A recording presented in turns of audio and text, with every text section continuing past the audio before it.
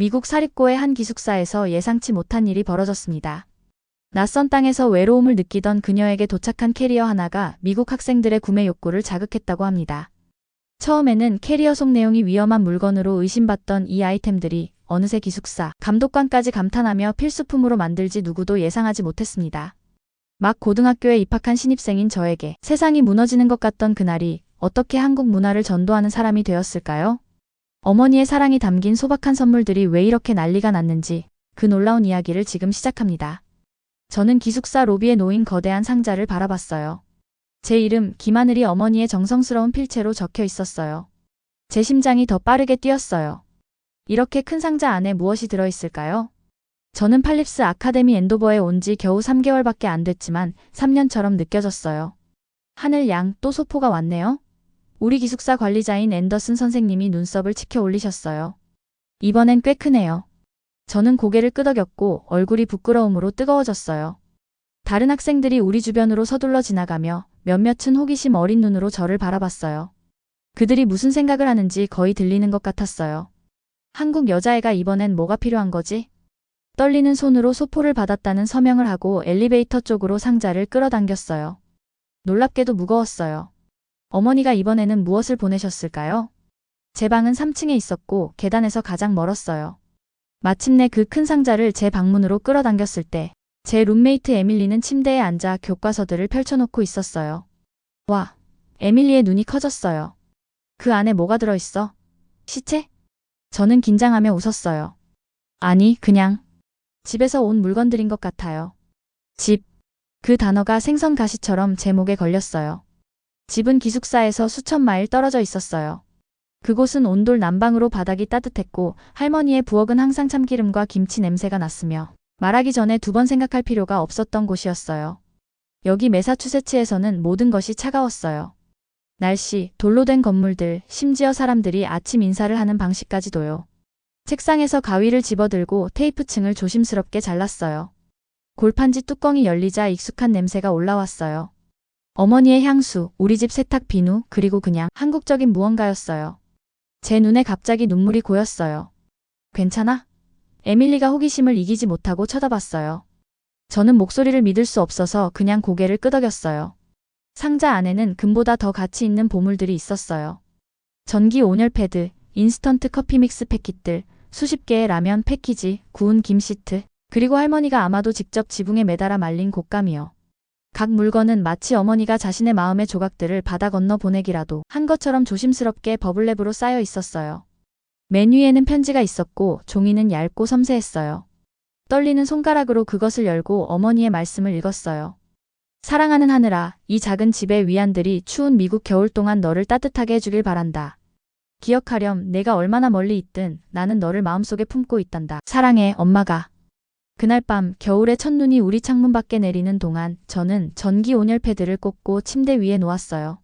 시트를 통해 퍼지는 느린 온기는 제가 할머니의 이야기를 들으며 잠들곤 했던 할머니의 온돌방을 생각나게 했어요. 미국에 온 이후 처음으로 저는 집을 꿈꾸지 않고 잠을 잤어요. 다음 날 아침 저는 다른 기분으로 깨어났어요. 온열 패드는 마치 제 등에 부드러운 손이 얹혀 있는 것처럼 밤새 따뜻했어요. 저는 상자에 손을 뻗어 인스턴트 커피 믹스 패킷을 꺼냈어요. 익숙한 빨간 포장이 저를 미소 짓게 했어요. 이것은 어머니가 가장 좋아하는 브랜드였어요. 매일 아침 휴대폰으로 뉴스를 읽으며 마시던 것이었죠. 기숙사의 공용 화장실에서 미국 여학생들은 복잡한 헤어 도구와 화장품 루틴으로 분주했어요. 저는 얼굴에 차가운 물을 튀기며 어머니를 생각했어요. 그녀는 지금 세계 반대편에서 잠자리에 들 준비를 하고 있겠죠. 시차는 제가 동시에 두 세계에 살고 있는 것처럼 느끼게 했어요. 방으로 돌아와서 첫 주에 산 작은 전기 주전자로 물을 데웠어요. 뜨거운 물은 커피 믹스를 집에서처럼 달콤하고 우유 같은 음료로 바꿔줬어요. 저는 눈을 감고 작은 한 모금을 마셨어요. 잠시 동안 저는 차가운 미국 기숙사가 아니라 어머니가 아침을 요리하고 아버지가 아침 신문을 읽는 우리 집 부엌 테이블에 앉아 있는 것 같았어요. 그게 무슨 냄새야? 에밀리가 깨어나 기지개를 켜며 물었어요. 달콤한데? 한국 커피예요. 저는 두 손으로 따뜻한 컵을 들고 대답했어요. 미국 커피와는 달라요. 한번 마셔볼 수 있을까? 저는 잠시 망설였어요. 이 패킷들은 소중했어요. 각각은 작은 집의 조각이었으니까요. 하지만 그때 저는 어머니가 얼마나 적게 가지고 있더라도 항상 방문객들에게 음료를 제공하셨던 것을 기억했어요. 네, 저는 다른 패킷에 손을 뻗으며 말했어요. 만들어 드릴게요. 에밀리가 달콤한 커피를 맛보자 그녀의 눈썹이 놀라움으로 치켜 올라갔어요. 이게 커피야? 너무 달콤하고 크리미해. 저는 이상한 자부심과 향수병의 혼합을 느끼며 미소 지었어요. 우리는 가끔 이렇게 마셔요. 제 어머니가 보내주셨어요. 내 엄마는 정말 널 그리워하는 게 분명해. 에밀리가 우리 바닥 공간의 대부분을 차지하고 있는 거대한 상자를 보며 말했어요. 저는 울지 않고는 말할 수 없을 것 같아 고개를 끄덕였어요. 네, 어머니는 저를 그리워하셨어요.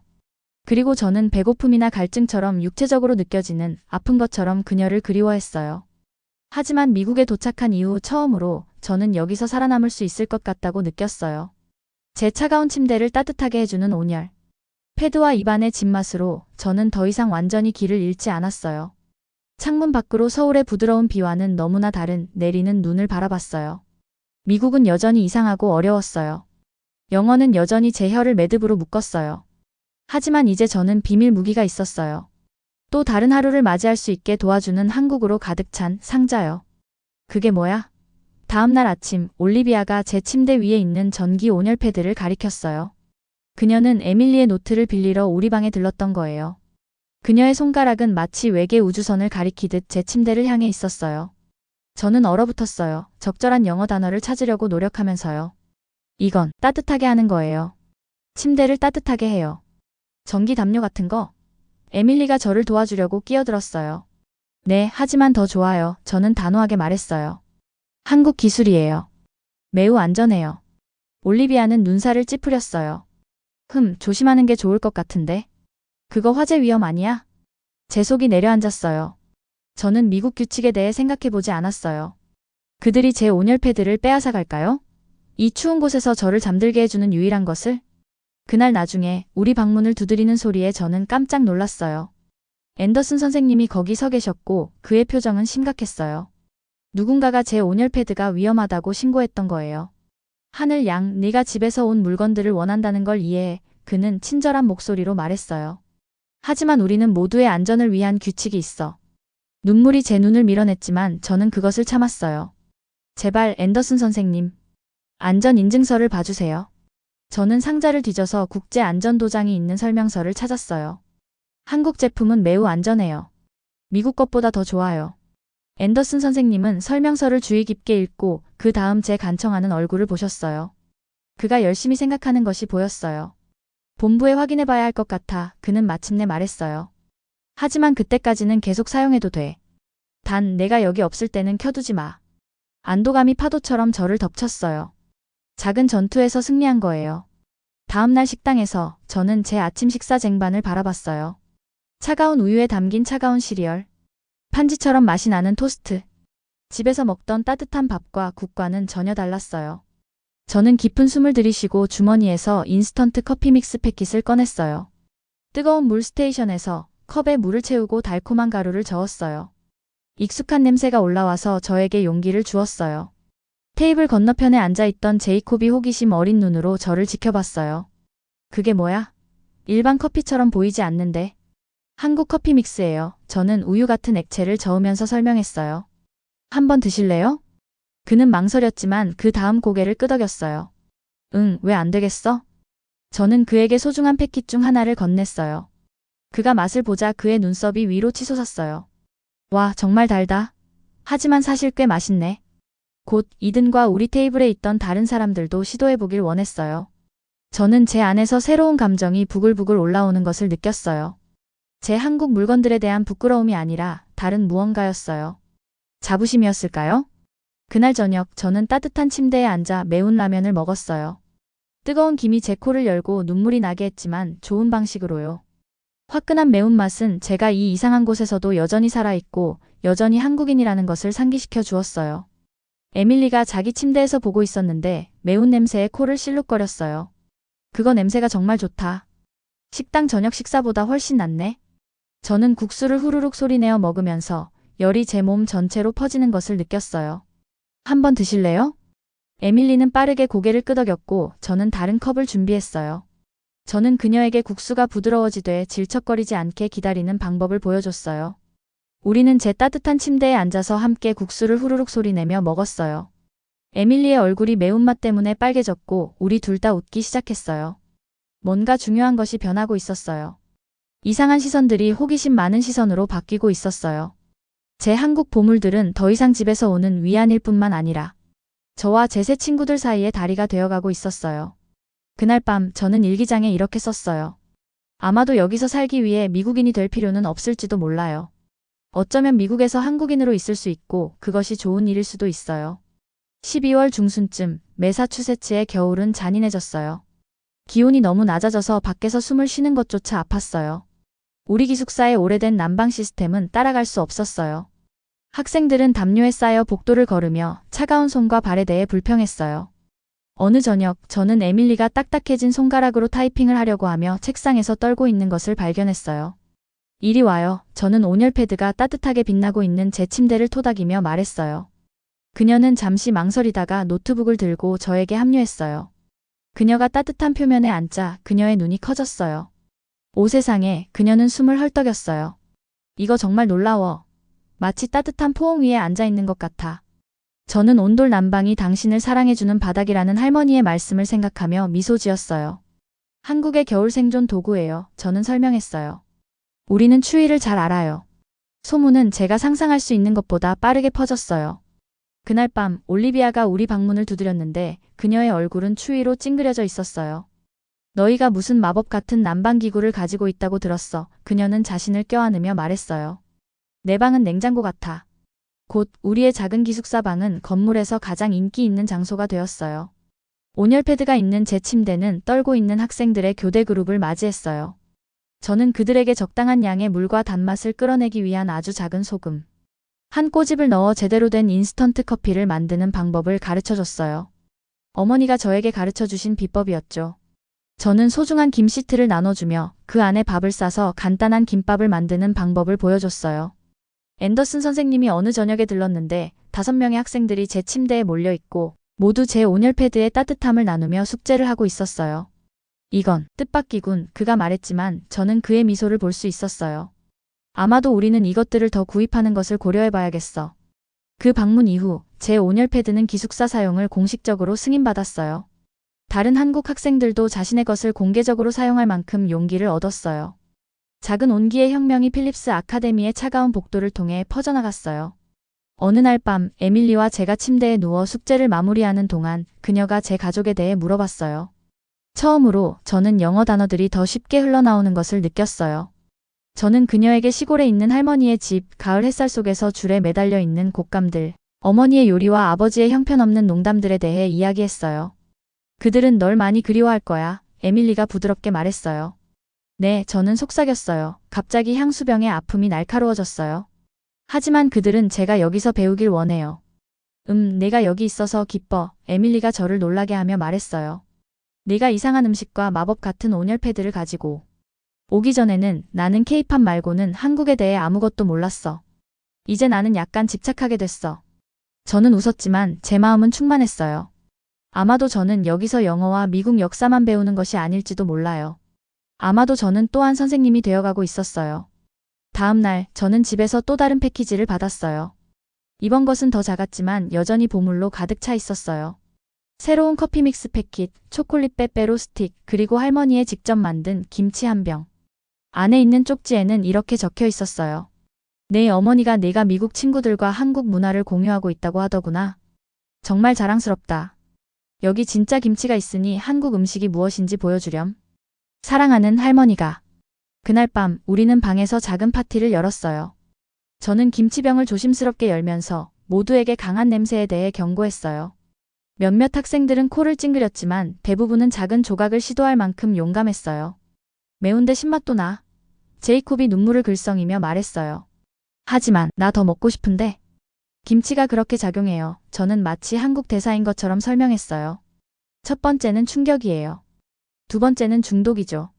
우리가 앉아서 집에서 온 음식을 나누는 동안 저는 할머니의 김치를 먹고 있는 이 미국 학생들, 이제 제 친구들을 바라봤어요.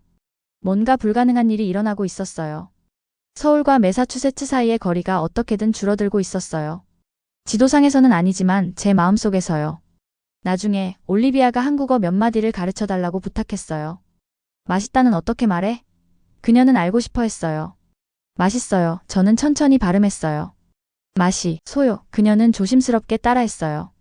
그리고 감사합니다 하는 어떻게 말해요? 감사합니다. 감사합니다. 그녀는 각 음절에 열심히 집중하며 말했어요. 저는 그녀의 미국인 입에서 나오는 한국어 단어를 들으며 이상한 자부심을 느꼈어요. 그것은 마치 두 개의 멀리 떨어진 섬 사이에 다리가 건설되는 것을 보는 것 같았어요. 그날 밤 저는 몇 달 만에 더 잘 잤어요. 온열 패드는 제 등을 따뜻하게 했지만 무언가 다른 것이 제 마음을 따뜻하게 했어요. 저는 더 이상 미국에서 길을 잃은 한국 소녀가 아니었어요. 저는 하늘이었어요. 친구들에게 따뜻함과 새로운 맛을 가져다 준 사람. 온열 패드와 김치 한 병씩 다리를 만들어가는 사람이었어요. 1월은 더 추운 날씨와 중간고사를 가져왔어요. 제 2외 국어로 공부하는 스트레스는 저를 지치게 했어요. 어느 날 밤 영문학 에세이와 몇 시간 동안 씨름한 후 저는 연필을 던지고 눈물을 터뜨렸어요. 저는 이걸 할 수 없어요. 저는 에밀리에게 흐느꼈어요. 하루 종일 영어로 생각하느라 머리가 아파요. 에밀리는 걱정스러운 눈으로 저를 바라봤어요. 어떻게 도와야 할지 확신하지 못했어요. 그때 그녀의 얼굴이 아이디어로 밝아졌어요. 지금 무엇이 너를 기분 좋게 할까? 네가 집에 있다면 엄마가 뭘 해주실까? 대답은 생각할 필요도 없이 나왔어요. 미역국이요. 미역 수프요. 네가 만들 수 있어? 필요한 것들이 있어? 저는 눈물을 닦으며 제 케어 패키지에 남아있는 물품들에 대해 생각했어요. 아마도요. 간단한 버전이요. 저는 줄어들고 있는 제 비상식량에서 건미역 패킷과 쇠고기 육수를 꺼냈어요. 기숙사의 각 층에는 작은 부엌이 있었는데 보통 늦은 밤 라면 비상사태를 제외하고는 거의 사용되지 않았어요. 거의 밤 10시였지만 저는 집에 위안이 필요했어요. 빈 부엌에서 저는 미역을 찬물에 담가 바삭한 조각들이 비단 같은 리본으로 변하는 것을 지켜봤어요. 익숙한 과정이 제 빠르게 뛰는 심장을 진정시켰어요. 에밀리는 제가 마늘을 볶고 국물을 넣는 것을 매혹되어 지켜봤어요. 제 할머니는 미역국이 모든 것을 치유한다고 말씀하세요. 저는 냄비를 저으며 설명했어요. 한국에서는 새 엄마들이 출산 후 매일 이것을 먹어요. 저는 모든 생일에 이것을 먹었어요. 그러니까 마법의 수프 같은 거야? 에밀리가 물었어요. 저는 미소 지었어요. 아마도요. 제 할머니는 미역이 바다의 정신을 품고 있다고 믿으세요. 깊고 치유하는 냄새가 부엌을 가득 채웠어요. 풍부하고 감칠맛 나는. 다른 학생들이 특이한 향기에 이끌려 나타나기 시작했어요. 뭘 만드는 거야? 제이콥이 냄비를 들여다보며 물었어요. 한국 치유 수프. 제가 대답하기 전에 에밀리가 대답했어요. 하늘이 할머니의 레시피야. 저는 진한 국물을 머그잔에 부으면서 가슴이 자부심으로 부풀었어요. 우리에게는 제대로 된 그릇이 없었거든요. 제 친구들은 처음에는 조심스럽게, 그 다음에는 점점 더 감사하는 마음으로 홀짝거렸어요. 이거 사실 정말 맛있네. 올리비아가 인정했어요. 맛이 어떻게 이렇게 깨끗하지? 미역이 너무 비단결 같아. 제이콥이 덧붙였어요. 초밥에 있는 것과는 전혀 달라. 우리가 작은 부엌 테이블 주위에 앉아 수프를 먹으면서 저는 중요한 일이 일어나고 있다는 것을 깨달았어요. 제 한국 음식은 더 이상 제 향수병만 달려주는 것이 아니었어요. 이 이상한 곳에서 새로운 추억을 만들어내고 있었어요. 천천히 덜 낯설어지고 있는 이곳에서요. 그날 밤 모두가 자기 방으로 돌아간 후 저는 어머니께 긴 이메일을 썼어요. 어머니의 케어 패키지가 어떻게 모든 것을 바꿨는지 설명하면서요. 저는 제 새 친구들과 미역국을 나누고 제 온열 패드가 어떻게 기숙사에서 가장 인기 있는 장소가 되었는지, 에밀리가 이제 매일 아침 한국 커피를 달라고 부탁하는 것에 대해 말씀드렸어요. 엄마가 보내신 것들은 단순한 물건이 아니었어요. 엄마, 저는 썼어요. 그것들은 제가 한국과 미국 사이에 다리를 놓는데 도움을 준 고향의 조각들이었어요. 저는 더 이상 여기서 그냥 살아남는 것이 아니에요. 저는 소속감을 느끼기 시작하고 있어요. 다음 날 아침 저는 휴대폰에 이메일 알림을 받고 깨어났어요. 시차에도 불구하고 어머니는 이미 답장을 보내셨어요. 그녀의 메시지는 제 눈에 새로운 눈물이 솟게 했어요. 하지만 이것은 어젯밤의 눈물과는 달랐어요. 사랑하는 하늘아, 그녀는 썼어요. 내 이메일이 내 마음을 너무 가득 채웠단다. 내가 그 상자를 포장했을 때 나는 네가 그 낯선 곳에서 혼자 있는 것에 대해 몹시 걱정했어. 네가 위안을 얻을 것이라고 생각한 모든 것들을 넣었는데 그것들이 내 힘이 될 거라고는 상상도 못했어.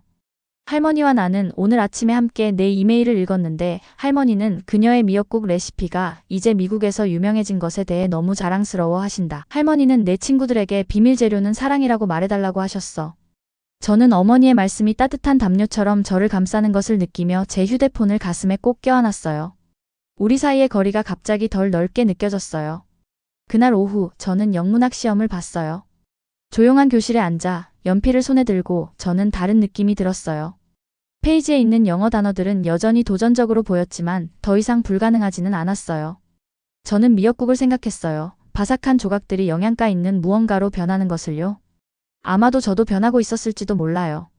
저는 더 자신감 있게 페이지 위로 연필을 움직이며 글을 쓰기 시작했어요.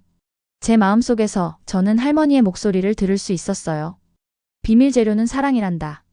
저는 한국어 생각을 영어 단어와 섞어 새로운 것을 만들어내면서 제 마음을 그 에세이에 쏟아부었어요. 제 수프처럼요. 다음 주에 앤더슨 선생님이 우리의 시험지를 돌려주셨을 때 저는 제 시험지 맨 위에 쓰여진 큰 A-를 믿을 수 없어 쳐다봤어요. 훌륭한 작업이에요. 하늘, 그는 미소와 함께 말했어요. 당신의 분석은 진정한 깊이를 보여줍니다. 그리고 당신의 영어는 놀랍게 향상되고 있어요. 저는 제 눈을 거의 믿지 못하며 그 종이를 꼭 쥐었어요. 아마도 제 할머니는 옳았을지도 몰라요. 아마도 결국 미역국에는 마법이 있었을지도 몰라요. 그날 저녁 에밀리는 제 좋은 성적을 축하하자고 제안했어요. 그녀는 저를 위한 깜짝 선물이 있었어요. 그녀는 부모님께 작은 전기 밥솥을 보내달라고 부탁했던 거예요. 나는 식당 밥에 지쳤어. 그녀는 설명했어요. 항상 질척질척하거든. 어떻게 제대로 한국식으로 만드는지 보여줘. 저는 감동으로 말을 잃고 그 밥솥을 쳐다봤어요. 에밀리는 자신만의 다리를 만들고 있었어요. 제 세계를 향해 다가오고 있었어요. 함께 우리는 쌀과 물을 측정하고 물이 맑아질 때까지 쌀알을 씻어서 요리 시작 버튼을 눌렀어요. 밥이 다 되었을 때 우리는 제 패키지에서 가져온 김으로 간단한 김밥 롤을 만들었어요. 야채와 스팸으로 채운 층 전체가 그것들을 맛보러 왔고 모두가 그것들이 식당의 초밥과 얼마나 다른지 감탄했어요. 이것들은 완벽한 여행 음식이에요. 저는 설명했어요. 한국에서는 소풍과 학교 여행에 김밥을 가져가요. 봄이 오면 소풍을 갈 수 있을까? 올리비아가 물었어요. 많은 김밥과 함께? 저는 이미 제 미국 친구들과 함께 꽃 피는 나무 아래 앉아 제 고향의 음식을 나누는 모습을 상상하며 고개를 끄덕였어요. 겨울은 끝날 것이고, 봄이 올 것이고, 그리고 저는 여기 있을 거예요. 더 이상 낯선 사람이 아니라 두 세계 사이에 다리를 놓는 사람으로서요. 봄은 매사추세츠에 천천히 찾아왔어요. 겨울 내내 죽은 것처럼 보였던 나무들의 초록 새싹이 나타났어요. 날씨가 따뜻해지면서 저는 제 온열 패드와 두꺼운 스웨터를 정리해뒀어요. 하지만 첫 번째 케어 패키지로 시작된 변화들은 계속 자라나고 있었어요. 우리 기숙사는 국제 음식의 밤을 발표했고 저는 빠르게 한국을 대표하겠다고 자원했어요. 특별한 재료를 요청하는 이메일을 어머니께 보내면서 제 손이 흥분으로 떨렸어요. 2주 후 고추장, 된장, 그리고 잡채면 패키지가 담긴 세 상자가 도착했어요. 이번에는 로비를 통해 상자를 들고 가는 것이 부끄럽지 않았어요. 저는 그것을 보물 상자처럼 자랑스럽게 들고 갔어요. 에밀리는 행사 준비를 도와줬어요. 채소를 얇은 성냥 개비 모양으로 자르는 법과 시금치에 양념을 마사지하는 법을 배웠어요. 너 이제 거의 한국인이네. 그녀가 능숙하게 당면을 섞는 것을 보며 저는 장난스럽게 말했어요. 명예 한국인이지. 그녀는 미소를 지으며 정정했어요. 아직 내 수준의 매운맛은 감당할 수 없어. 음식의 밤 아침, 제 알람은 오전 5시 30분에 울렸어요. 모든 것을 제대로 준비하기 위해 추가 시간이 필요했어요. 해가 막 뜨기 시작하는 조용한 부엌에서 저는 제 할머니의 존재를 옆에서 느꼈어요. 저는 거의 지시를 내리는 그녀의 목소리를 들을 수 있을 것 같았어요. 참기름 더. 설탕 덜. 그래, 그게 맞아. 저녁이 되자 우리 테이블이 준비됐어요. 저는 3가지 요리를 만들었어요. 잡채, 떡볶이, 그리고 김밥 롤. 식당은 세계 각지의 음식 냄새가 섞여 있었어요.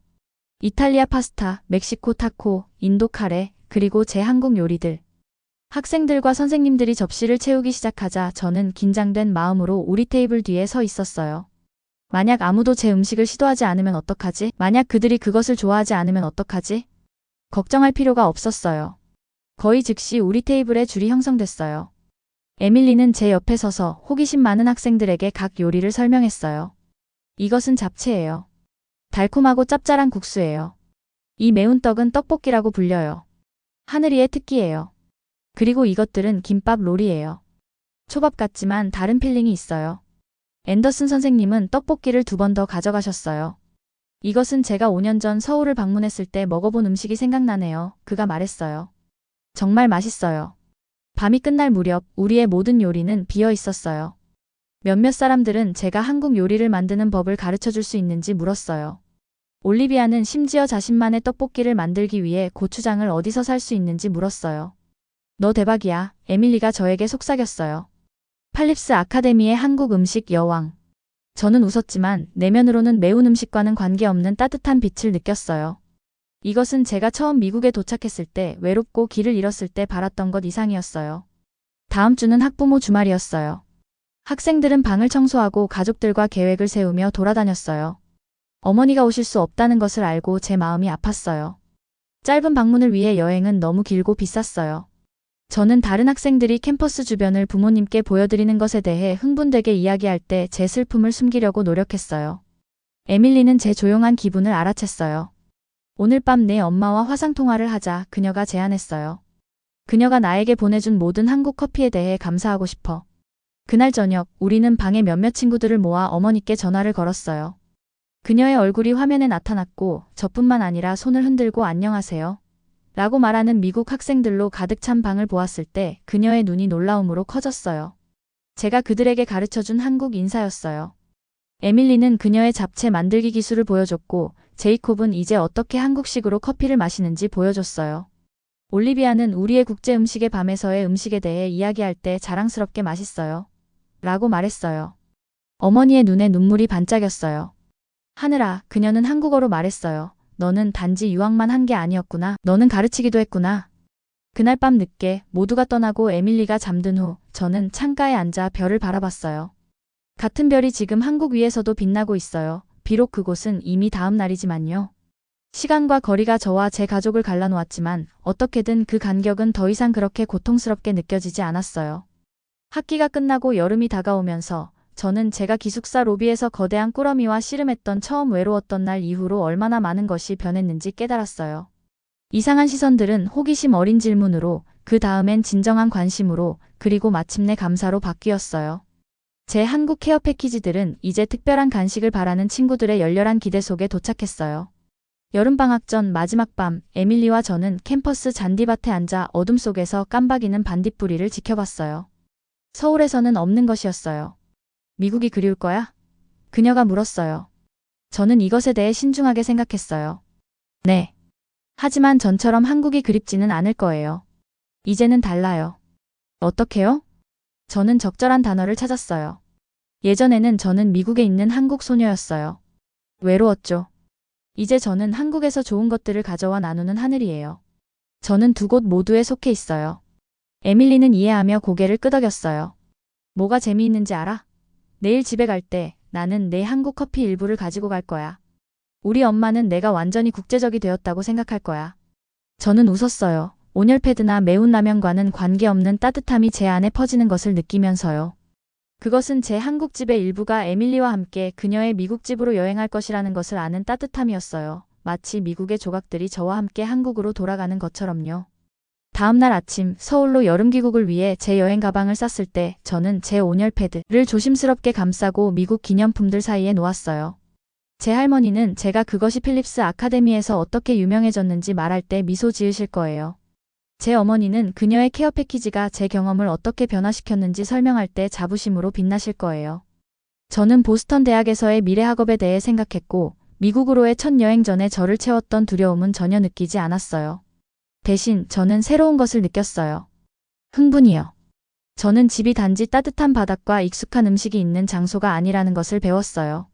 집은 적절한 재료와 그것들을 나눌 의향이 있는 사람들과 함께 여러분이 있는 곳 어디서든 만들어질 수 있었어요. 공항으로 저를 데려갈 택시가 도착했어요. 에밀리는 저를 꽉 껴안았어요. 한국에서 사진 보내줘, 그녀가 말했어요. 그리고 9월에 더 많은 커피를 가져오는 것을 잊지 마. 그럴게요, 저는 약속했어요.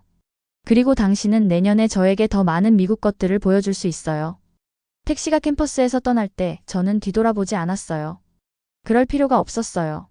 저는 곧 돌아올 거예요. 낯선 땅의 이방인으로서가 아니라 소속감을 가진 사람으로서요.